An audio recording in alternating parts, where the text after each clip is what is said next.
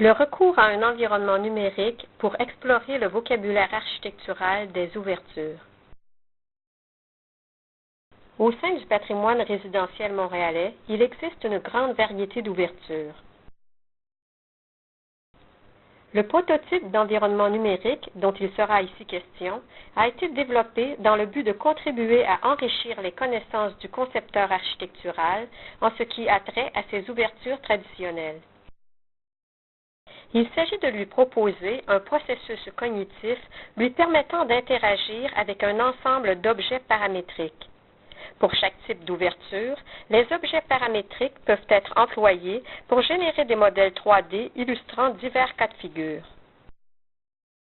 Il est ainsi possible de configurer une nouvelle fenêtre en combinant de façon itérative différents types de linteaux, meneaux, appuis, petits bois, etc.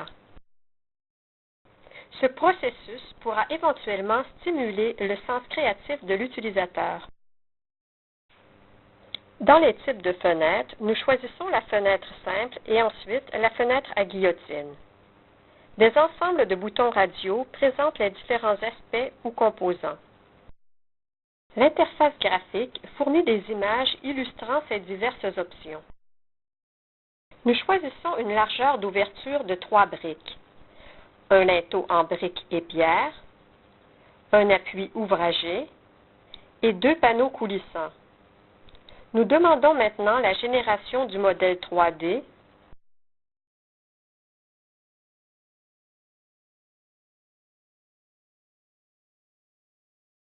que nous effaçons pour explorer une deuxième configuration.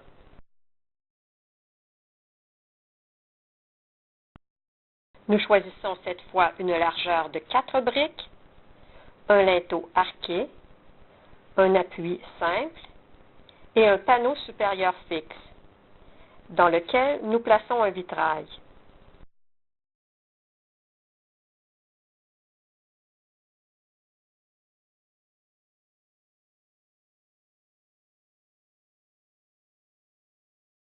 Nous explorons maintenant une troisième et dernière configuration.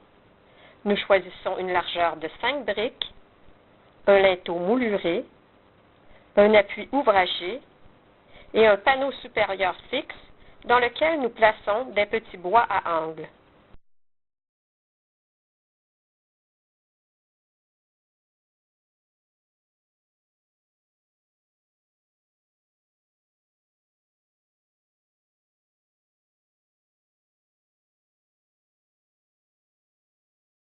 Nous ressortons maintenant de l'environnement numérique.